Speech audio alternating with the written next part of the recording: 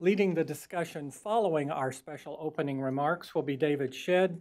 David serves as a visiting fellow in our Davis Institute for National Security and Foreign Policy. Welcoming on behalf of Heritage and welcoming and introducing Senator will be Kim Holmes. Dr. Holmes serves as our Executive Vice President. Please join in welcoming him.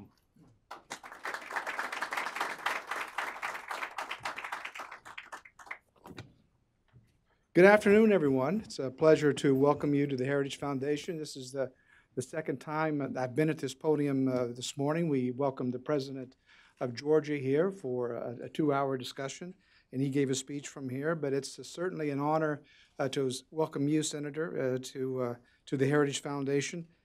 We have a long history, certainly from the work that when I was back here as an analyst and Vice President for Foreign Policy back in the 90s, trying to get Nafta approved, working with conservatives and the Republican Party. David Shedd and Ambassador Negroponte were, of course, very much involved in that, and we're so pleased to have all of you here as well. But before I introduce our guest speaker, I'd like to start with a couple of facts. Going into its 24th year, the North American Free Trade Agreement has been, in our humble opinion, a success story. Overall, NAFTA trade agreements between the three countries, the United States, Canada, and Mexico, has increased from $290 billion in 1993, the trade, that is, between these three countries, $290 billion in 1993 to more than $1 trillion in 2016. U.S. manufactured good exports to Canada and Mexico support more than 2 million American jobs. And Mexico and Canada are the first and second largest importers of American agricultural goods. Often ignored in the NAFTA success story are the national security benefits of this agreement, which you will be hearing more about in the panel discussion and certainly from Senator Sasse.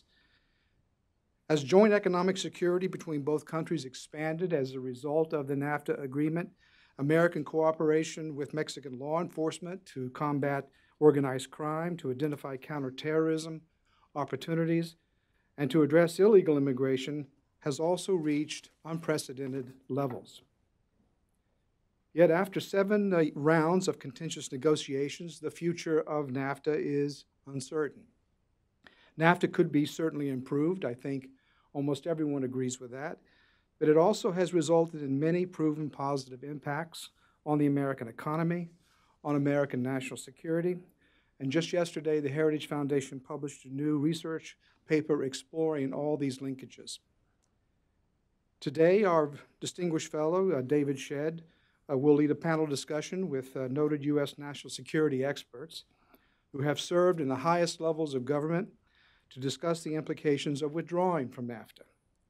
But first, I'm honored to welcome Senator Ben Sasse of Nebraska, who will deliver a keynote address on why a stronger NAFTA would boost not only free trade, but also the national security interests of the United States. Trade issues are at the top of priority for Senator Sasse, and we look forward to hearing your thoughts. Senator Ben Sasse represents, of course, the great state of Nebraska. We were having a chat about walking beans and doing various things to corn, which I dare not talk about because I don't fully understand what he was talking about. But he's a fifth-generation Nebraskan. He comes to the Senate having spent the previous 5 years as a college president. When he was recruited to take over the Midland University, he was just 37 years old, making him one of the youngest college presidents in the nation. The 130-year-old Lutheran College was on the verge of bankruptcy when he arrived, but it became instead one of the fastest-growing higher education institutions in the country. Most of Senator Sasse's career has been spent guiding companies and institutions through times of crisis, and he does so with straight talk and with strong determination. He has worked with the Boston Consulting Group, McKinsey & Company, as well as private equity firms and not-for-profit organizations to tackle some of the failing strategies across a broad array of sectors and nations. So please join me in welcoming Senator Sasse.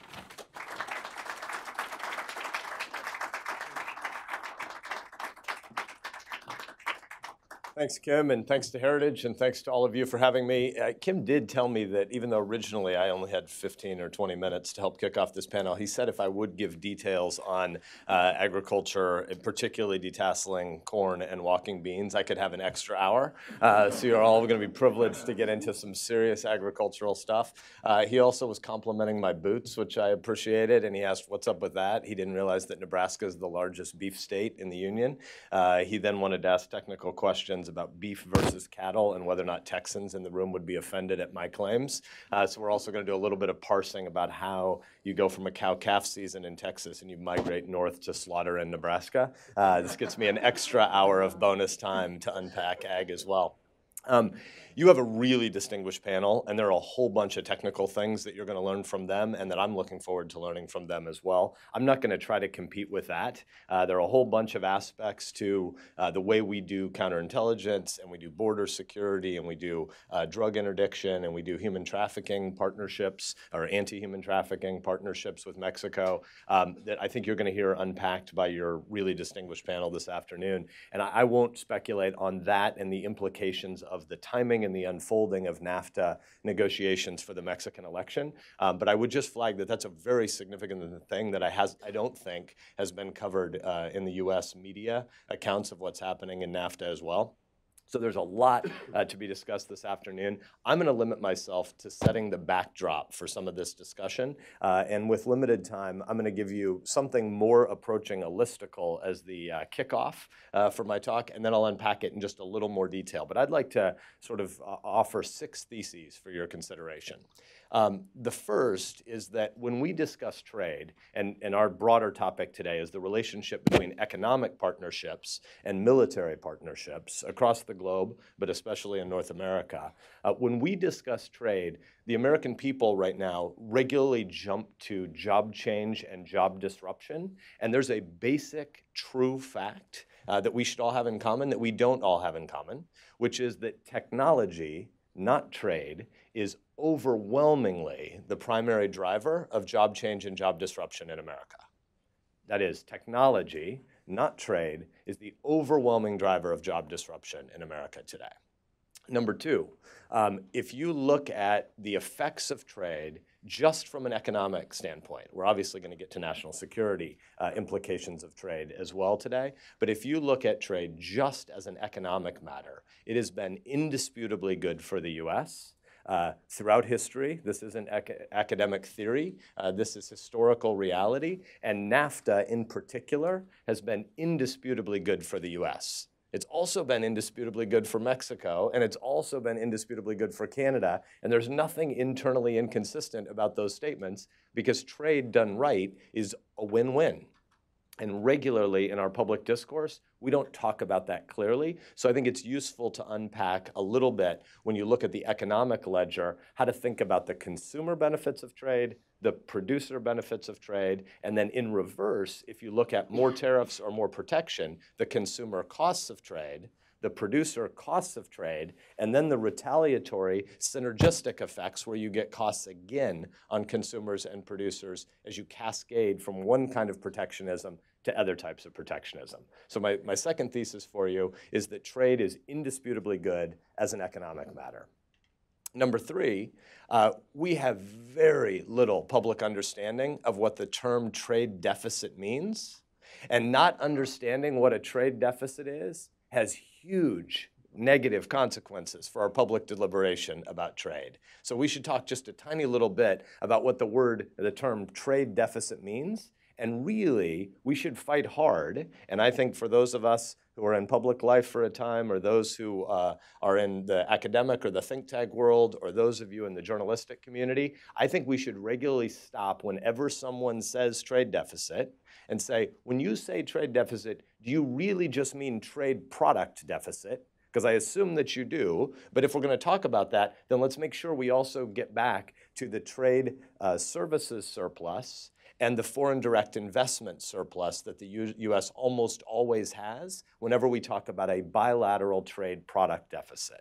So number 3, the term trade deficit is not well understood, and we can't deliberate well as a people about trade without unpacking a little bit about what we think we're saying when we say trade deficit.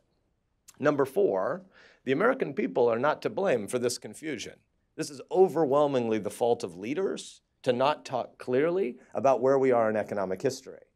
And unless we go slower and we unpack where we are in economic history, there is going to be so much anxiety about job churn and job change, understandably, that people are going to look for boogeymen. And right now, trade is suffering a lot of the boogeyman negative consequences of us not deliberating clearly about where we are in economic history, because we are going through a time of radical change. The technological and in particular digital revolution that we are living through may well 100 years from now look in the rearview mirror as disruptive, not just to economics, but to basic human community as industrialization and urbanization.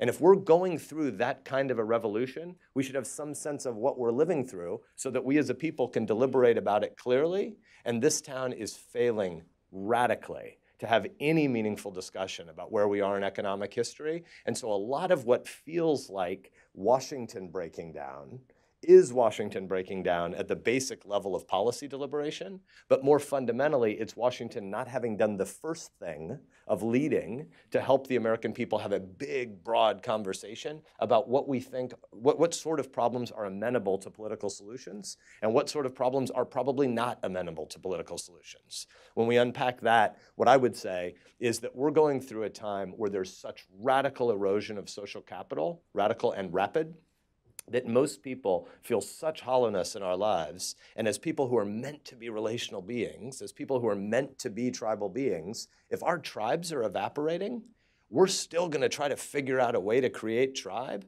And a really lame way to create tribe is by doing anti-tribe. But that's what's happening all around us, where people are saying, well, I don't have a lot of tribe, but maybe I can at least have the enemy of my enemy be my friend for a time, and we can be shared in what we're anti to. And right now, there's a whole bunch of that going on, which is some of the reason that Washington doesn't look like it makes much progress on pragmatic, small ball legislative policymaking, because there's not a broader shared understanding of where we are in history.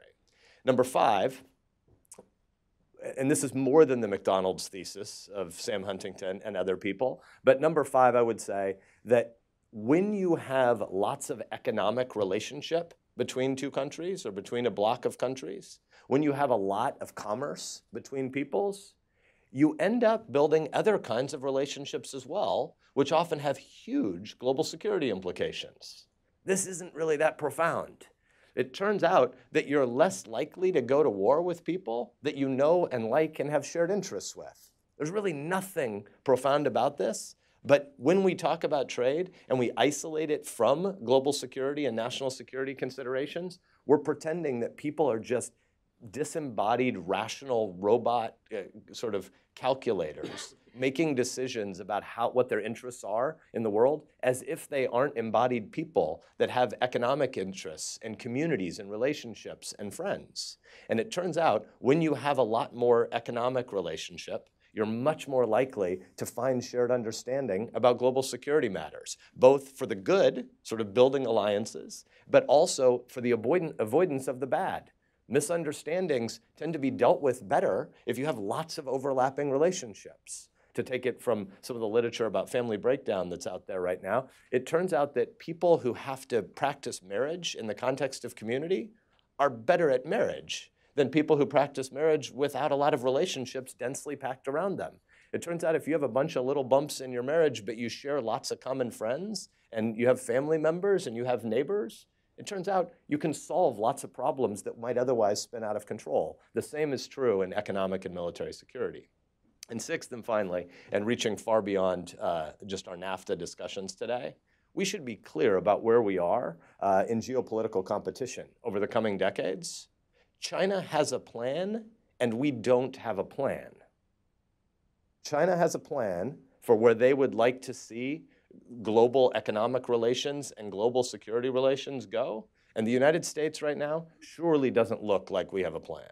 Again, those 6 theses are far more than enough that I promise I won't be able to finish on time, but I'll try to go very fast back through them, and then we'll take a few questions, and then Kim will pull me from the stage. So back to number 1. It is indisputable that what is happening right now in the disruption of work is a consequence primarily of technology, not primarily of trade. Trade is a big deal. I don't think there's anybody in the US Senate that is more pro-trade than I am. I think trade has immense human benefits.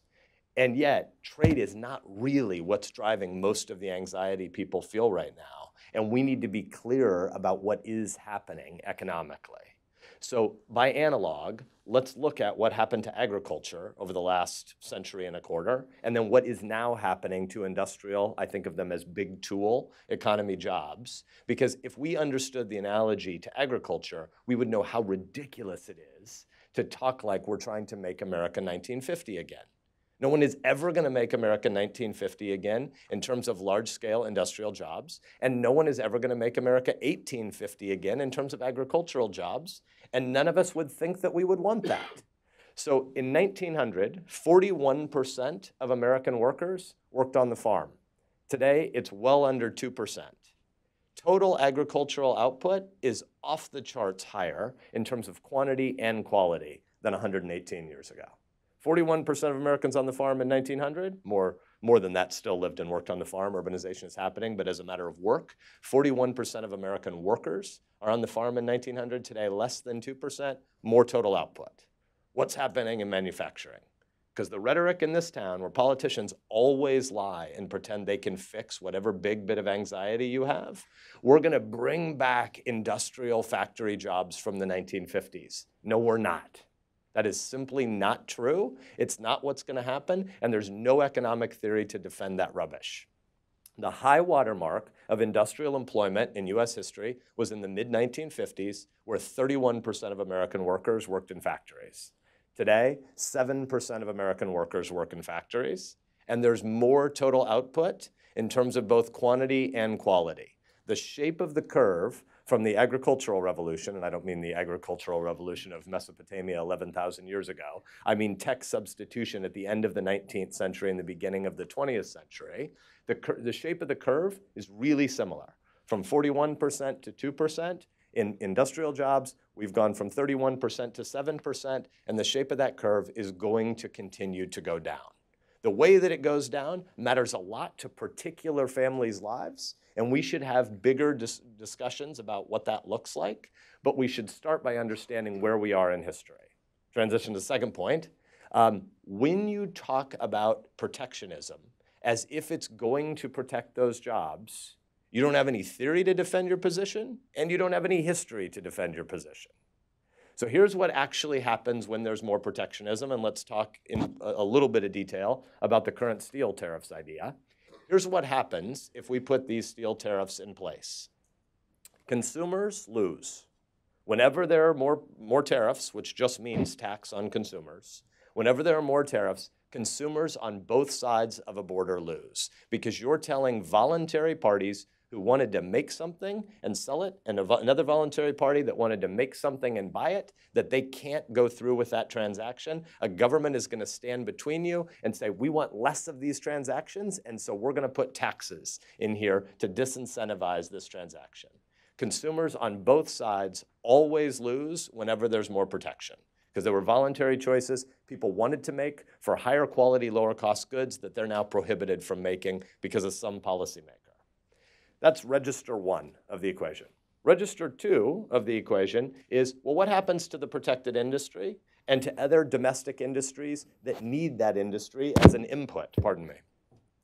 I'm going to come back to that in just a second, because the assumption most Americans make is that, well, consumers may lose from protectionism, but producers must win, and so then we net out whether or not this equation is on net good. That's not true, but I'm going to come back to the question about the equation around producers and steel. Then the third register in the equation is retaliatory stuff.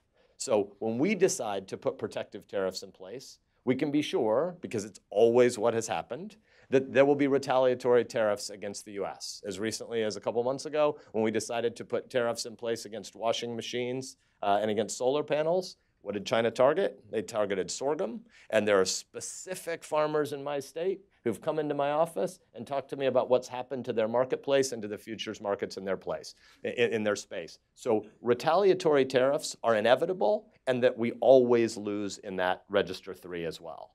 Now, the only thing that's disputable is what happens in Register 2. So let's talk about the steel industry in America. How many steel workers do you think there are?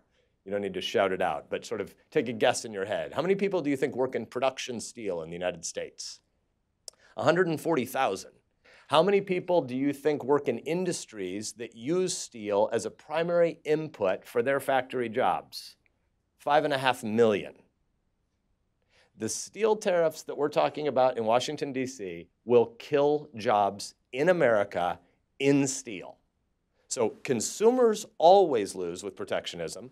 Retaliated against industries always lose with protectionism, but even the politicians' rhetorical lie that they're going to save steel jobs, it's not true.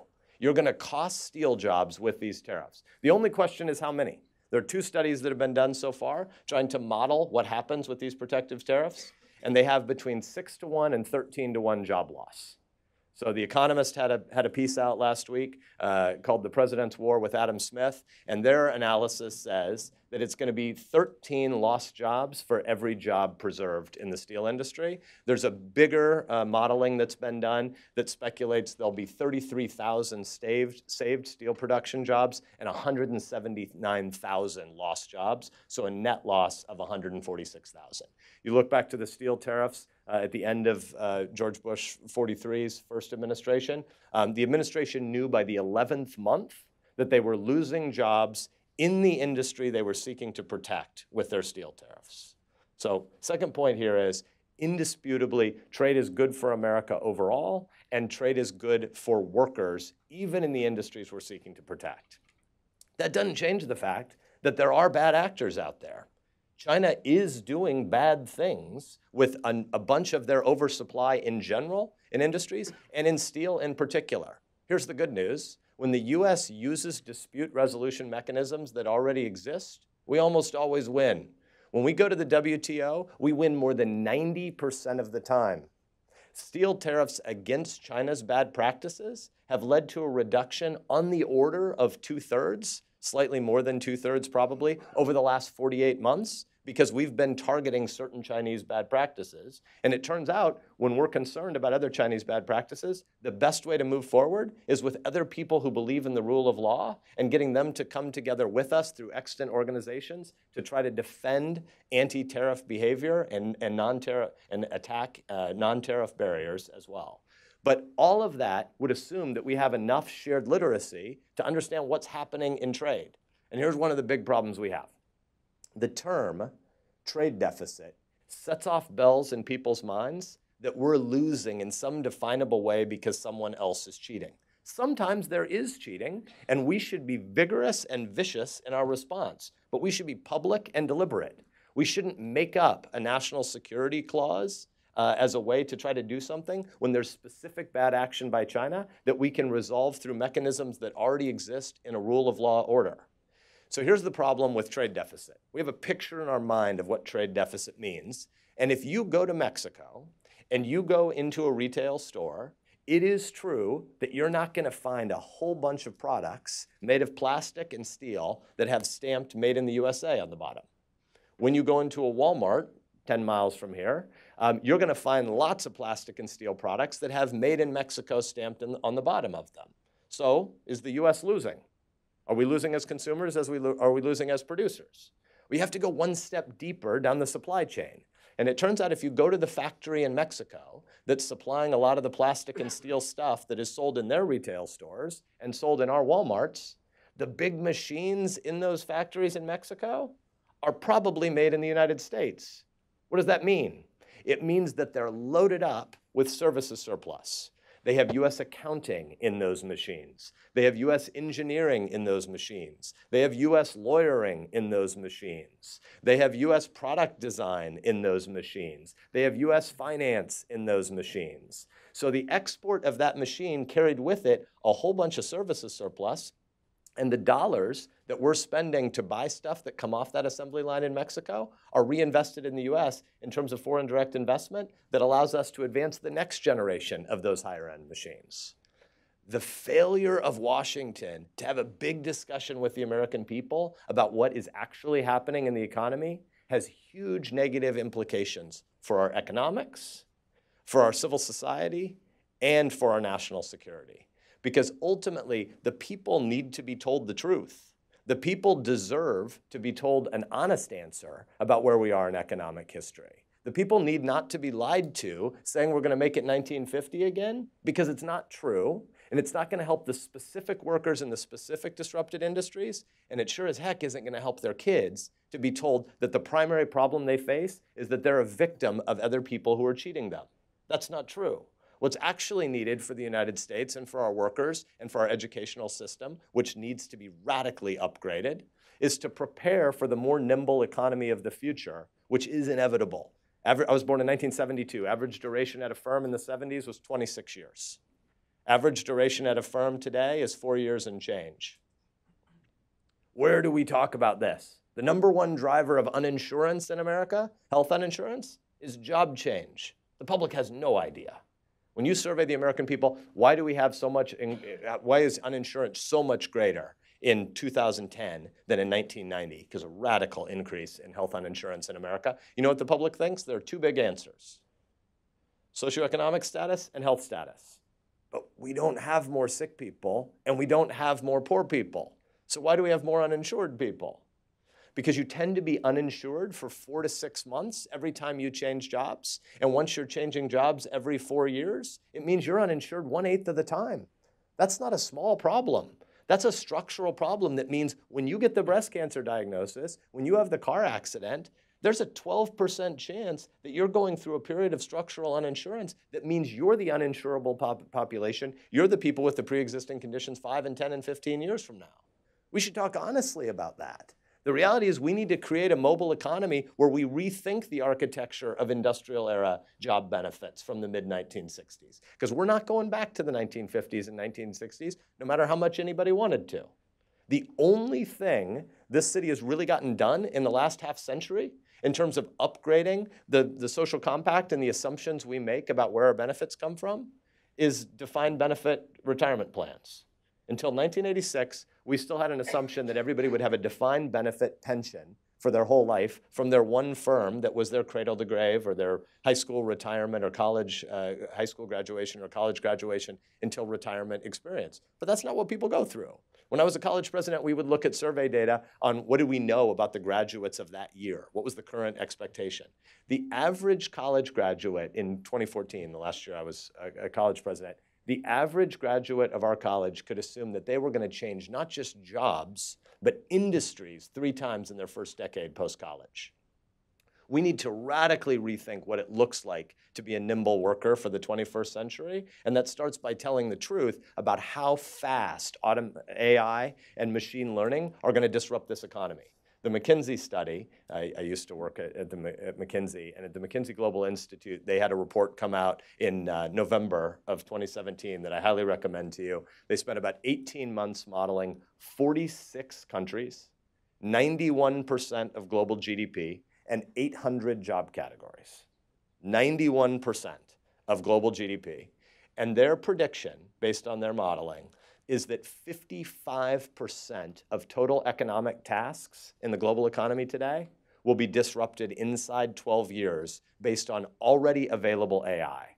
This is not 2 chess moves from some new technology that may be created in 2021 and be applied by 2029. This is based on AI that exists today. What share of global economic jobs are disrupted inside the next 12 years? That's not to say, mind you, that 55% of jobs evaporate. This is 55% of tasks, which means when you bundle and unbundle current jobs, they speculate that 60% of today's jobs are more than 30% automatable. That tends to set off bells in people's minds that make the assumption that nobody is going to be able to have any stability in a job. That's not true, but you're probably not going to have any stability in a job if you don't plan to upskill as you go forward in your career. This is what ATMs did that surprised Americans in the 1970s and 80s. right? My mom, farm kid, coming off the farm, didn't go to college, didn't know anybody who'd really gone to college in her family, and she became a bank teller soon after graduating from high school, and this is in the late 1960s. The ATM is created in 1967 in London and starts coming to the US in 1969-70. The assumption at the time was that ATMs are going to upend all of these teller jobs in America. You know what actually happened over the next 30 years? A pretty significant expansion in the number of tellers in America. Why? Because it turned out tellers did a whole bunch of different things, and most of their time was spent on really, really low-value tasks, like recounting the money in their drawer and trying to match it with their book at the end of the day and counting it over and over and over again. And it turns out machines are much better than this at people. But tellers at that point were almost a 100% female job. Loan officers were almost a 100% male job. You know what happened over the course of the 20 years that the ATM came to the US? The average bank went from needing 21 tellers to needing less than 13. And what that led to was a radical expansion in the number of branches and franchises that banks could afford to open. And what happened was women climbing the career ladder and beginning to take over more and more of the tasks that had been loan officer jobs as they started to sell investment products and sign people up for credit cards and all sorts of different products that seemed to be well beyond the historic role of a teller. It reoriented things in ways that no central planner could have ever predicted, but ultimately in ways that led to the greater service of banks to lots of people across the economy, but also lots more career opportunities for people. I think the McKinsey study suggests that similar things will happen in our time. Lots of jobs that look like they might evaporate might actually climb the ladder of productive value for your neighbor. All of this points us forward, and I'll move toward wrapping up here, points us forward to what are the global security implications of this. We are in a geopolitical competition with primarily China. But what we should recognize is if you think about global security challenges for the US, we tend to bucket them 5 ways. We say Russia, China, North Korea, Iran, and have a catch-all category for jihadis. So there's jihadi mess all over the world, but not primarily driven by a particular set of nation-state actors. When you look at the Chinese strategy, the Russian strategy, and the Iranian strategy, ask yourself this question. Do their neighbors like them or not? Why? Why do China's neighbors, Russia's neighbors, and Iran's neighbors not like them? This may seem a little too poetic, it may seem a little too romantic, but because those nations don't believe in souls. We actually believe in universal human dignity. The American idea is premised on a certain set of assumptions about dignity. And so we believe, particularly for the 320 million people that we're all called in this room to serve, but as an anthropological matter, we believe it for 7.5 billion people across the face of the globe. We believe they're created with inherent dignity and that God gives them rights by nature. Government just exists to secure our rights. Government isn't the author or source of our rights. Nobody in Tehran, in Moscow, or Beijing thinks about their economic and military ambitions by talking first about the dignity of their neighbors. They talk about how they can sow chaos among their near neighbors to create a buffer and a barrier against other people getting to them. They think if their near neighbors are weak, they're protected, they're insulated. We believe exactly the opposite. We believe that when our allies are strong, we're strong, and when we're strong, our allies are strong. We don't believe there's a zero-sum game between the US and Canada. We don't believe there's a zero-sum game between the US and Mexico. We actually believe that when Mexico is thriving, there's less chaos on our border. We believe that when Canada is thriving, the global shop floor that is North America means that BMW and Mercedes decide to start manufacturing cars destined for Europe in South Carolina and Alabama. That's pretty extraordinary. If you go to Germany today, the X Series, one of the most common BMWs on the road, the X Series doesn't have any manufacturing in Europe. It's done exclusively in South Carolina.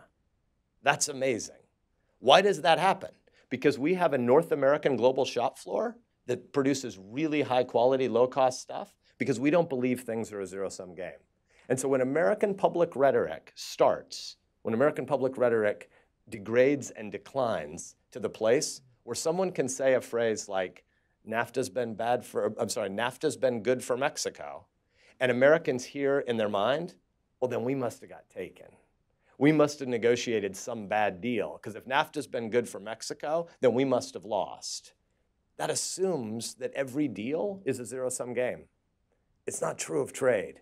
Trade is a win-win. There are deals in the world. If in a real estate deal, if after the deal you find out that your counterparty got a really good deal, then you maybe didn't negotiate that well. Because if that deal went through and your counterparty got a really good deal, you probably left some money on the table. You probably overpaid. But that's not how trade works. And trade is a really good picture of a commerce between peoples who believe in their dignity, who want the best for each other, who want the best for their own consumers and families and producers, and who therefore also end up thinking that military alliances between us are probably good for them and good for us. It's the best bulwark against the Chinese Belt and Road Initiative that you can imagine. But right now, we're doing none of that in this city as we deliberate about what the next century looks like. Thanks for having me.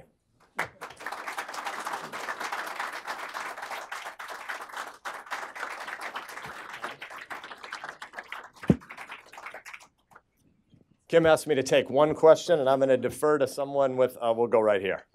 Senator, can you provide the sense of where the GOP and the Senate is regarding trade, specifically on NAFTA?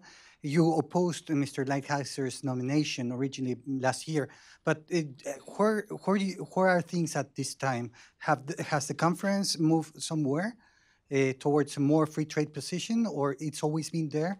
And how you think GOP voters will hear this message of tariffs and protectionism going forward? Yeah, so I'll speak. Kim wanted us to take one question, I think, to keep me on a short leash on time, and you just asked a question that's worthy of about 8 hours of response. So I'll just say very briefly something about the folks that I'm privileged to serve at home, and then I'll make a slightly longer comment about what if the Republican Party knows what it stands for. At the level of getting to represent 1.9 million Nebraskans, we are, I think, the most export-dependent state per capita in the Union. We are the most productive land in human history. There's nobody better at feeding the world than Nebraska farmers and ranchers today. And what we grow, we can't possibly eat it all. So we need export markets to do well what we do great, right? And so ultimately, we want a world where comparative advantage works for us as consumers and families and moms and dads at the store, but as producers who are better than anybody else in the world. In the same way that your household shouldn't spend time doing something that it would cost you a lot more to build than you could buy, no nation should want to be filled with people who spend a whole bunch of time producing something that's far more costly to produce than they could buy abroad, and Nebraskans get that. So where I'm from, quite apart from party, people understand that trade is a really, really big deal. Our politicians, a lot harder to understand what motivates these people. I'm one of, I think, a single-digit number of people in the U.S. Senate who's never been a politician before. Being skeptical of politics is not an argument for a mushy middle. I'm the second or the third most conservative voter in the U.S. Senate by voting record. I think, according to the Heritage Scorecard, I'm second. So this is not an argument for mushy middle, but I'm really skeptical of both of these parties standing for very much right now. I think there was some survey data out last fall where when you do forced choice on the American people, are you more Republican or more Democrat? You don't give them the choice to say none of the above. Are you more Republican or more Democrat? About 46% of people, which is the plurality winner, interrupt to say none of the above. So when it's not a choice, they still want to register their disapproval with these parties. I think it's about 29% Dem, about 25% R. If you're in my party, that's pretty scary because the 29% that's Dem are much younger than the 25% that are R when you look toward the future. But when you drill a layer deeper, why are you Republican? Why are you Democrat? About 2/3 of voters respond by telling you how much they hate the other party. So all we're really doing is anti right now. I think it's a fair hypothesis to say America's 10% Democrat, 8% Republican, and 82% toss you all out. And I get that sentiment, right? And so I think that at trade, the public wants a big discussion. That's my belief. When you give them a binary choice, Right now, it's a lot easier to scapegoat trade than to talk in any detail about the complexities of what we're going through with automation and disruption in the economy. We need that bigger discussion so we can make rational decisions on policy about trade. Inside my party, inside the 51 Republican senators, I think overwhelmingly, almost everyone is still pro-free trade. Whether or not they have the courage of their convictions to say that in public is much less clear. Thanks a lot for having me.